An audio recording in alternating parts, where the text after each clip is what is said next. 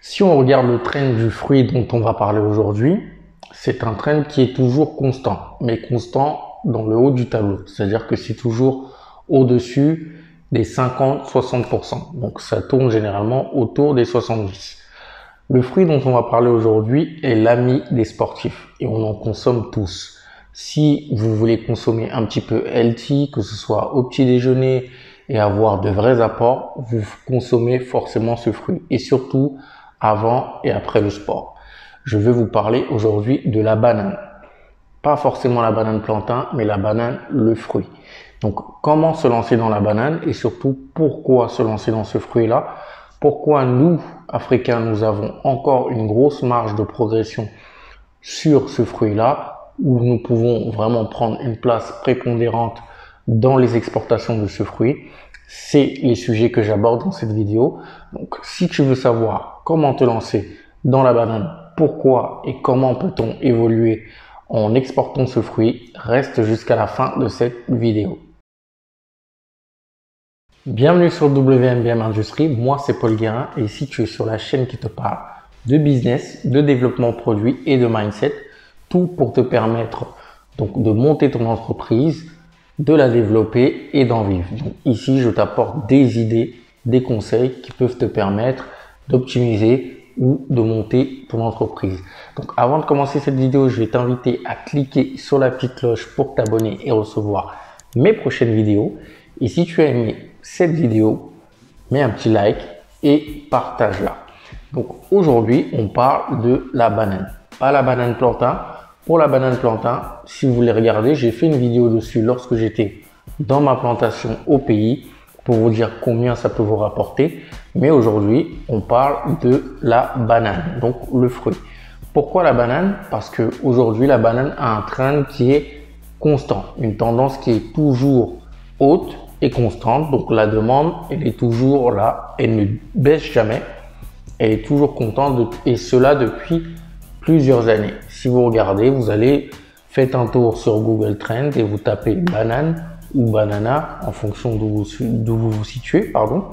Et vous regardez le trend de la banane, il est toujours constant, mais toujours entre 60 et 80. Et ça, c'est très bien pour un produit. Ça montre qu'il y a une constance dans la demande de ce produit. Si on parle en termes de chiffres, en 2020, 7 millions de tonnes de bananes ont été importées en Europe. Donc c'est 3% de plus qu'en 2019, alors qu'en 2020, on était déjà dans une période de crise. Et cette augmentation-là a beaucoup profité surtout aux pays d'Amérique du Sud qui ont pu, entre guillemets, asseoir leur dominance sur le marché de la banane. Quand je dis Amérique du Sud, si vous allez souvent dans les centres commerciaux pour acheter des bananes, regardez la provenance des bananes, vous verrez que c'est généralement Costa Rica, Équateur, Mexique et autres. Des fois, vous trouvez les bananes des Antilles, bien évidemment, de Côte d'Ivoire et du Cameroun un petit peu. Et ça, malheureusement, c'est encore très peu. Pourtant, nous avons l'espace, nous avons le temps et nous avons tout en fait pour être leader sur ce marché-là. Pour donner des fruits, pour que votre bananier donne du fruit, vous avez besoin d'uniquement de 7 mois. Donc un bananier produit du fruit au bout de 7 mois. Donc 7 mois, vous voyez que c'est relativement rapide. Donc vous pouvez aujourd'hui vous lancer dans la banane et au bout de 7 mois, récolter des fruits. Et ce qui est bien, c'est que le bananier se renouvelle chaque année. Donc chaque année, vous avez une tige qui tombe et une autre qui repousse et qui redonne du fruit. Donc ça, c'est très important. Pareil, il faut une très bonne info à savoir sur l'exportation de la banane. Lorsque l'Europe importe des bananes, il importe généralement autour de 11,70 € le carton de 18 kg. Donc je vous laisse faire le calcul pour savoir le prix du kilo.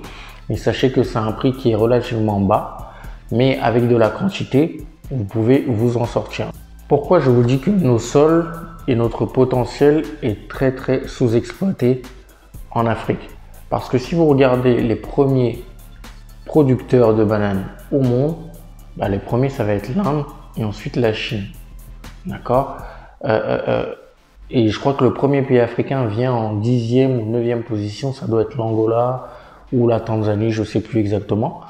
Les premiers exportateurs vont être l'Équateur, les Philippines. Et ensuite, vous avez les pays d'Amérique du Sud et la Côte d'Ivoire vient en 9e position. En termes d'importation, le premier pays importateur va être les États-Unis. Ensuite, vous avez la Chine et la Russie. Donc la Chine est non seulement fait partie des premiers producteurs, mais également des premiers importateurs. Donc si vous vous lancez dans la banane, ciblez ces pays-là. Donc vous ciblez les États-Unis, la Chine, la Russie. Vous avez également la France, l'Europe en général, qui consomme énormément de bananes. Et aujourd'hui, la banane, vous pouvez l'utiliser partout. Donc ça va être dans l'agroalimentaire. D'accord, vous pouvez exporter la banane comme on la connaît. Vous pouvez exporter la banane en surgelé, par exemple pour les desserts.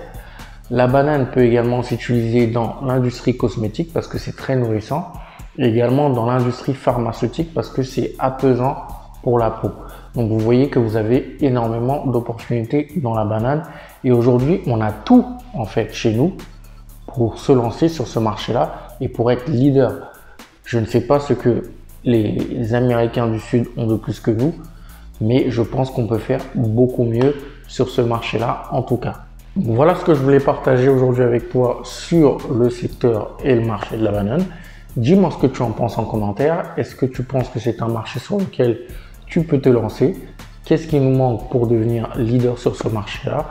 Donc n'hésite pas à me le mettre en commentaire. Et si tu as une plantation de bananes et que tu exportes déjà des bananes à l'étranger, mets-le nous également en commentaire. Raconte-nous ton expérience. Je pense que c'est important pour la communauté de partager ce genre de choses.